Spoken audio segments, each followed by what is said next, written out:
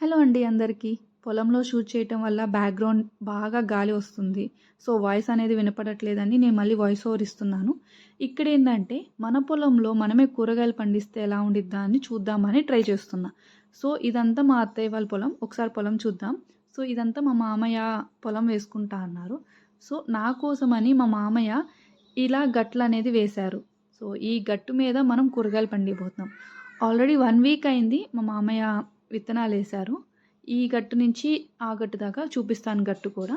So, ఎలా వచ్చింది, ఏమొచ్చిందో తెలీదు. గట్టులో ఆ చివరున్న గట్టు దగ్గర నుంచి మా మామయ్య కూరగాయలు పండిస్తారు. చూద్దాం రండి. సో, ఆ గట్టులో కూరగాయలు వేశారు. ఒక్కటి కూడా కూరగాయలు రాలేదు. ఈ గట్టు మీద అంటూ వెజిటేబుల్స్ రాలేదు. సో, ఆపోజిట్ డైరెక్షన్‌లో చూద్దాం. ఇక్కడ రాగాలనే ఒకటే ఒకటొచ్చింది. అది చూపిస్తారండి. అది ఏ ప్లాంటో ఏంటో తెలీదు. మా మామయ్య మొత్తం అంతా సీడ్స్ బాగా నాటి పెట్టారంట. అదేంటో చూద్దాం. కాకపోతే అది గ్రో అయితేనే మనకంటూ తెలుస్తుంది.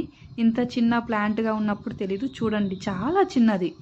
ఇప్పుడే స్టార్ట్ అవుతుంది. అది పెద్దయ్యాక ఏంటో చూద్దాం. హోప్స్ అది బాగా రావాలి.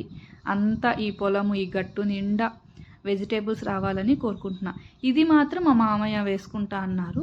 అది మా మామయ్యకి ఆ గట్టు నుంచి ఆ గట్టు దాకా నాకే. ఇంటి దగ్గర కూడా వేసాను చూపిస్తారు.